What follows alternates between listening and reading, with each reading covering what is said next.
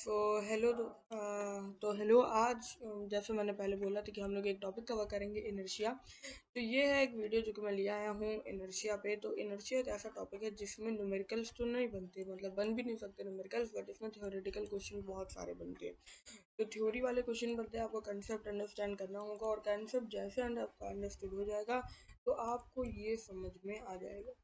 तो सबसे पहले इनर्शिया की हम लोग डेफिनेशन देखते हैं। तो inertia if defined as, inertia को हम कैसे डिफाइन कर सकते हैं? तो ये है कि हाईलाइटर है, ये हाँ हाईलाइटर है। कलर हम लोग ले लेते हैं ब्लैक कलर का। चलो, तो inertia is defined as a property of matter by which it remains at rest of state of rest or in uniform motion in the same state life unless an external force acted upon by some external force। मतलब देखो, अगर कोई object move कर रहा है, मान लीजिए हम लोग एक ऑब्जेक्ट बना लेते हैं कुछ एक सेकंड देखिए, मान लीजिए ये बॉल है, सारी एक बॉल है मूव कर रही है। तो अगर यहाँ पे वॉल है तो वो आके इधर रुक जाएगी, है ना।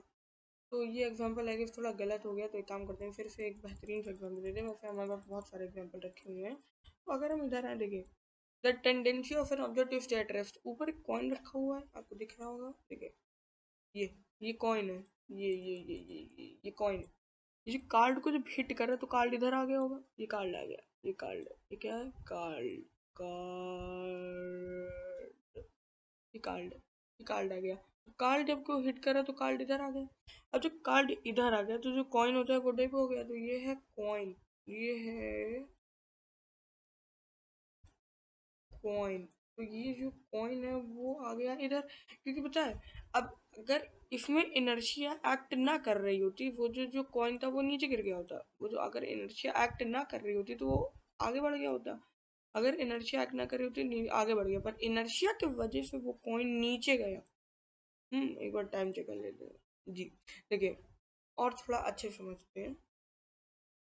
जब कोई ऑब्जेक्ट रेस्ट में रहता है तो वो भी रेस्ट ही में रहेगा। कुछ मिली सेकेंड्स के लिए वो ऑब्जेक्ट रेस्ट ही में रहता है, और अगर मोशन में है तो वो मोशन में ही रहेगा। अब थोड़ा सा समझ कम आ रहा होगा तो एक बहुत ही एग्जांपल ले लेते हैं। आप लोगों ने कभी मेट्रो वेट्रो में देखा, ट्रेन इन मोशन, देखो ये बहुत ही, आप समझ जाओगे। देखो जो ट्रेन है, ट्रेन ट्रेन जो है वो मोशन में होगी, ट्रेन जो होगी वो मोशन में। इसका मतलब ये आदमी जरूर खड़ा है पर वो भी मोशन में ही होगा, आदमी भी मोशन में होगा।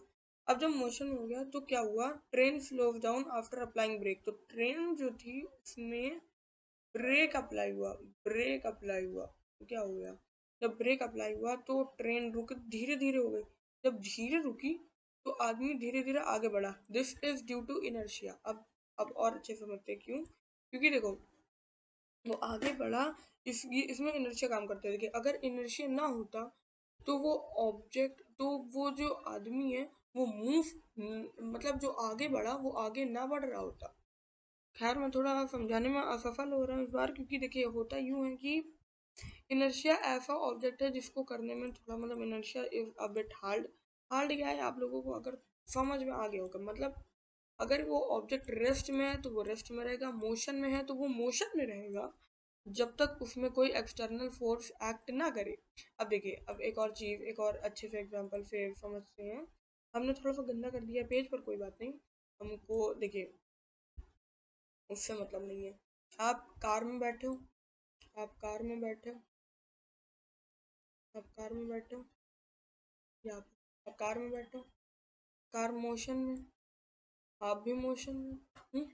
जब दोनों मोशन में तो ब्रेक लगी, कार रुक गई, कार स्टॉप हो गई, पर आप आगे बढ़ गए, आप आगे बढ़ गए, and this is only inertia. यही होता है इनर्शिया। इनर्शिया यही कहते हैं और किसी को इनर्शिया नहीं कहते हैं। जो मैंने आपको अभी समझाया, तो होप करता हूँ आपको समझ आ गया होगा। थोड़ा मुश्किल था मेरे लिए समझाना, पर काश मैंने समझा दिया। तो मिलते हैं अभी कोई और वीडियो में, तब तक के लिए बाय बाय।